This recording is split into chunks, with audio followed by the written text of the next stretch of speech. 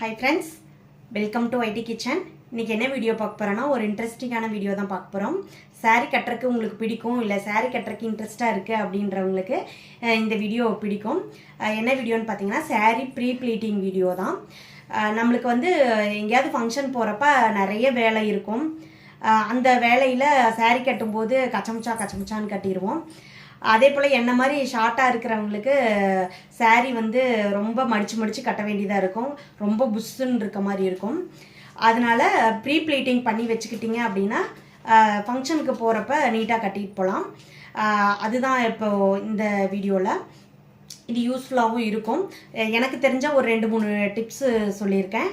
அதுவும் ஃபாலோ பண்ணி பாருங்கள், எப்படி இருக்குன்னு ட்ரை பண்ணி பார்த்துட்டு சொல்லுங்கள்.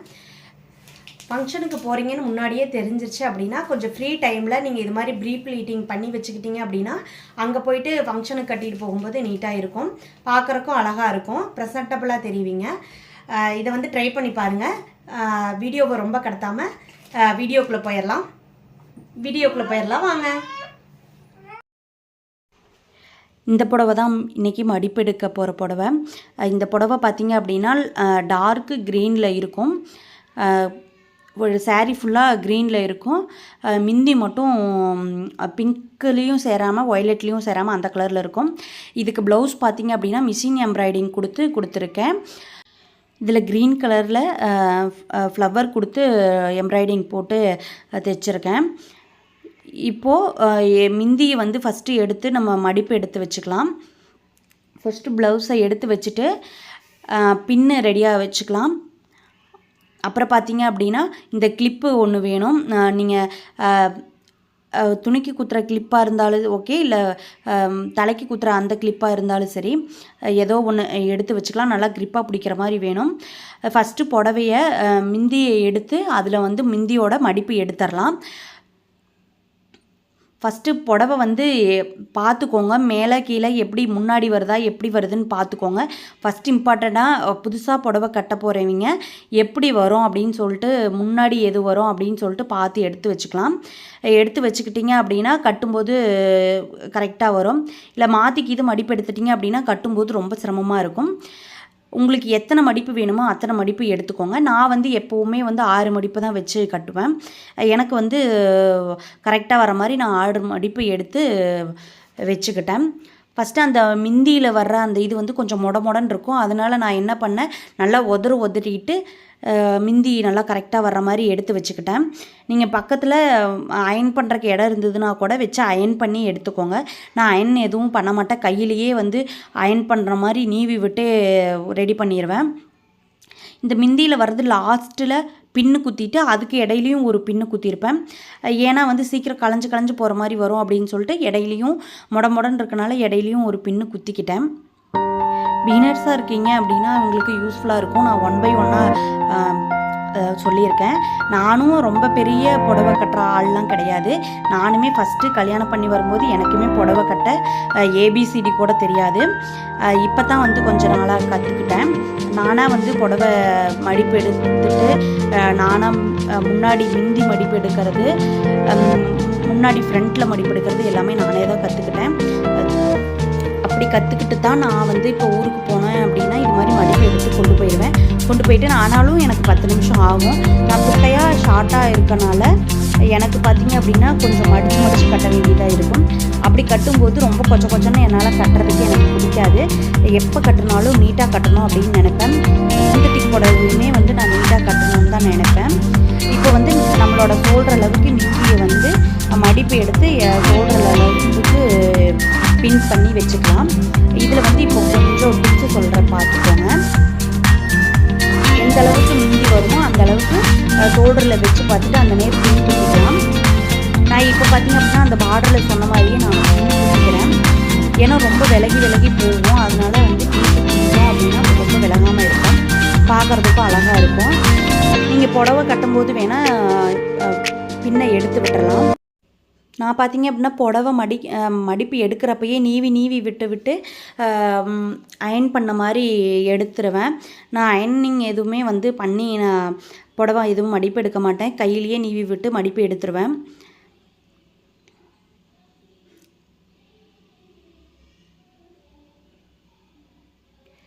நான் எந்த அளவுக்கு எனக்கு வந்து கீழே வேணுமோ அந்த அளவுக்கு நான் விட்டுட்டு அந்த நேர் சொல்கிற அளவுக்கு பின் குத்த எடுத்துக்கிட்டேன். பார்த்தீங்க அப்படின்னா கெண்டைக்காலுக்கு கொஞ்சம் கீழே இருக்கணும், அந்த அளவுக்கு தான் இருக்கணும். ஏன் அப்படின்னு பார்த்தீங்கன்னா பூமுடி போட்டது வேறு கொஞ்சம் இருக்கும். ரொம்ப நீங்கள் கீழே இறக்கி விட்டீங்க அப்படின்னா அது வந்து கொலுசில் மாட்டி சிக்கிறதுக்கான வாய்ப்பு இருக்குது. இல்லை நீங்கள் நடந்து வரும்போது கூட கீழே உரசுற மாதிரி இருக்கும். கெண்டைக்காலுக்கும் கொஞ்சம் கீழே இருந்தால் போதும், அந்தளவுக்கு வச்சுக்கலாம்.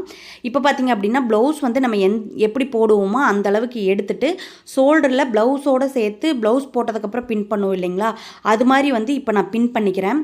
ஏன்னு பார்த்தீங்க அப்படின்னா நம்ம போயிட்டு அங்கே இருக்க ஃபங்க்ஷனுக்கோ இல்லை வேறு ஏதாவது போகிற பிஸியில் வந்து நம்ம ஒருத்தரை கூப்பிட்டுட்டு இருக்க முடியாது. எனக்கு பின் குத்தி விடுங்க, ஷோல்டரில் குத்திட்டு ஷோல்டரில் கீழே பின் குத்துறதுக்கு ஆள் தேடிட்டு இருக்க முடியாது.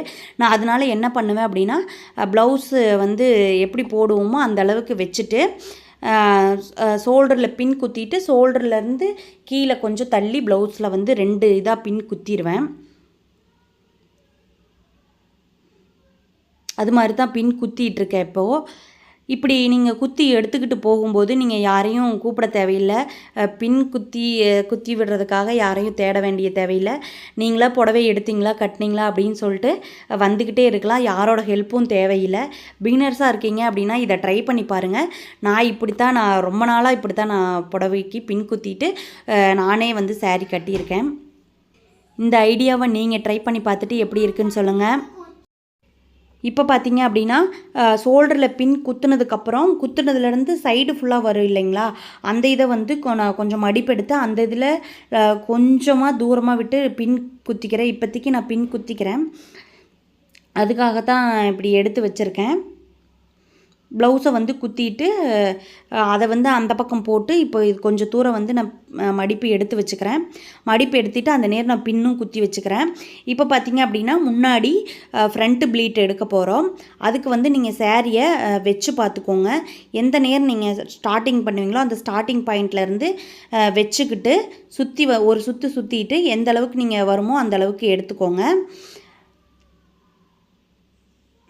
ஆனால் இந்த நேர் வந்து ஒரு பின் குத்திட்டு மேலேருந்து முந்தியிலேருந்து எவ்வளோ தூரம் வேணுமோ அதையும் அளவு பார்த்து எடுத்துக்கிறேன்.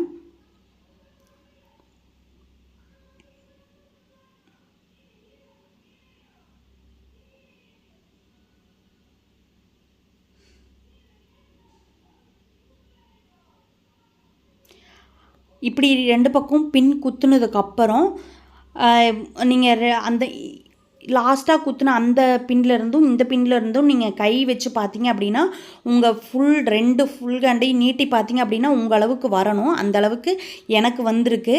இது மாதிரி நீங்கள் ட்ரை பண்ணி பாருங்கள். அந்த அளவுக்கு வந்தது அப்படின்னா நான் இந்த மடிப்பை வந்து நான் ஒரு 6 மடிப்பு எடுத்து வச்சுக்குவேன். லாஸ்ட்டாக கட்டும்போது மட்டும் ஒரு மடிப்பை மட்டும் விட்டுட்டு 5 மடிப்பை வச்சு கன்வெர்ட் பண்ணி கட்டுவேன்.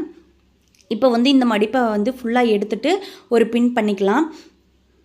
பின் பண்ணிவிட்டு ஃபுல்லாக மடிப்பு வர்ற மாதிரி எடுத்து வச்சுக்கிட்டு அதுக்கப்புறம் 1 பை ஸ்டெப்பு மாதிரி வர மாதிரி எடுத்து நம்ம பண்ணிக்கலாம். இந்த பக்கம் 2 பக்கம் பின் குத்தணும் இல்லைங்களா, அந்த பின்னை எடுத்து மேலே ஒரு பின்னு மடிப்பு எடுத்து குத்திக்கிட்டு அதே மடிப்பை கீழே எடுத்து கீழேயும் ஒரு பின் பண்ணிக்கிறேன்.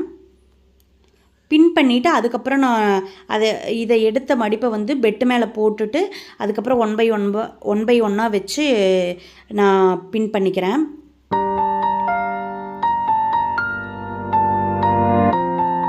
உங்களுக்கு saree கட்டுறதுக்கு இன்ட்ரெஸ்ட்டாக இருக்குது, நீங்கள் நீட்டாக கட்டணும்னு நினைக்கிறீங்க அப்படின்னா இந்த டிப்ஸ் எல்லாம் உங்களுக்கு பிடிக்கும்னு நினைக்கிறேன். saree கட்டுறதுக்கு இன்ட்ரெஸ்ட்டாக இருக்கிறவங்க இதெல்லாம் ட்ரை பண்ணி பாருங்கள். வீட்டில் இருக்கும்போது இது மாதிரி ஃபங்க்ஷனுக்கு போகிறோம் அப்படின்னு தெரிஞ்சது அப்படின்னா நீங்கள் 1 வீக்குக்கு முன்னாடியே உங்களுக்கு டைம் இருந்தது அப்படின்னா இது மாதிரி மடிப்பு எடுத்து வச்சுக்கிட்டீங்க அப்படின்னா அங்கே போயிட்டு ஒரு 10 நிமிஷத்தில் கட்டிட்டு டக்குன்னு போயிடலாம். நான் இது மாதிரி மடிப்பு எடுத்து வச்சுட்டு இதை வந்து பெட்டில் போட்டுக்கிறேன். இந்த 6 மடிப்பை கரெக்டாக எடுத்து பின் பண்ணி வச்சுருக்கேன். கீழே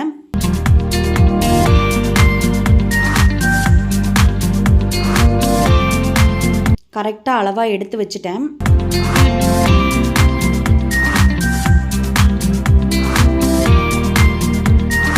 இப்போது 6 மடிப்பு எடுத்துட்டு அதையும் 1 பை 1 பையாக வச்சு பின் பண்ணிக்கலாம்.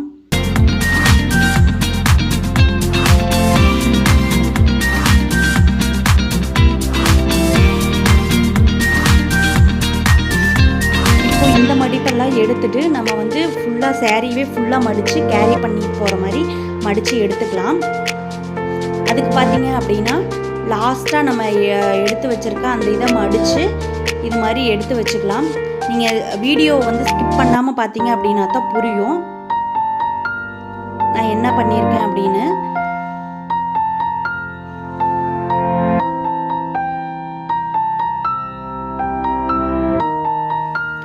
ப்ளவுஸில் நீங்கள் பின் குத்தி எடுத்துகிட்டு போகிறதுனால உங்களுக்கு வந்து ரொம்ப டைம் வேஸ்ட் ஆகாது. சீக்கிரமாக கட்டிட்டு டென்ஷன் இல்லாமல் வேலை செஞ்சுட்டு போயிடலாம்.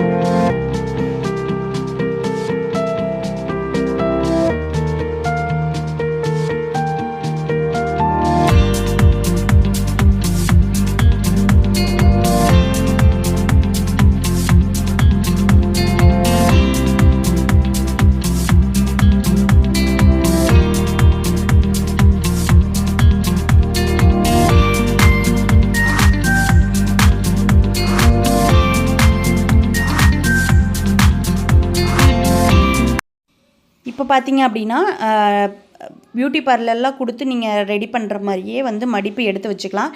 நீங்கள் அங்கே தான் கொடுத்து பண்ணணும் அப்படின்றதில்ல. வீட்டில் ஃப்ரீ டைமில் நீங்கள் இது மாதிரியே செஞ்சு வச்சுக்கிட்டீங்க அப்படின்னா சாரீ கட்டுறதுக்கு ஒரு இன்ட்ரெஸ்ட்டோடு நீங்களும் கட்டிட்டு போவீங்க. வீட்டில் வந்து எடுத்து வச்சுருக்க சாரீலாம் வந்து தூங்காமல் இது மாதிரி மடிப்பெடுத்து வச்சுக்கிட்டிங்கன்னா அப்பப்போ நீங்களும் டென்ஷன் இல்லாமல் கட்டிக்கலாம் அப்படின்னு தோணும் உங்களுக்கும். இது மாதிரி ட்ரை பண்ணி பாருங்கள். நான் ஃபுல்லாக மடித்து எடுத்து வச்சுட்டேன். இது மாதிரி மடித்து வைக்கும்போது பேக்கில் வைக்கும்போது ரொம்ப அடைச்சிட்டு இல்லாமல் ரொம்ப அதிக ஸ்பேஸும் இல்லாமல் இருக்கும். இதை வந்து நீங்கள் ஒரு 2 சாரீ ஒரு சாரீ அப்படிங்கும்போது கேரி கவரில் உள்ளே வச்சுட்டு கூட தனியாக கூட பேக்கில் மேலே வச்சு எடுத்துகிட்டு போய்க்கலாம். எங்கேயாவது வெளியே போகிறப்பையும் கேரி பண்ணிட்டு போகிறதுக்கும் ஈஸியாக இருக்கும். ப்ளவுஸையும் அங்கே வச்சேன் இங்கே வச்சேன்னு தேடிட்டு இருக்க தேவையில்லை. பின் பண்ணி வச்சுருக்கனால நீங்கள் மிஸ் பண்ணாமல் ப்ளவுஸும் எடுத்துகிட்டு போயிடுவீங்க. அது கூடவே இன்ஸ்கர்ட்டும் உள்ளே வச்சுட்டிங்க அப்படின்னா ஒரு ஃபங்க்ஷனுக்கு போகிறோம் அப்படின்னா இந்த செட் ஆஃப் சாரீ எடுத்து கட்டிக்கலாம் அப்படின்ற ஒரு இதில் நீங்கள் ஃபுல்லாக வச்சு எடுத்துக்கிட்டு போயிடலாம். அவ்வளோதான் ஃப்ரெண்ட்ஸ். ஃபுல்லாக மடிச்சுட்டு லாஸ்ட்டாக மேலே வந்து அந்த மடிப்பு கலையாமல் இருக்கிறதுக்கு ஒரு பின் பண்ணிவிட்டு எடுத்து வச்சுட்டேன். அவ்வளோதான். எப்படி இருக்குன்னு சொல்லுங்கள்.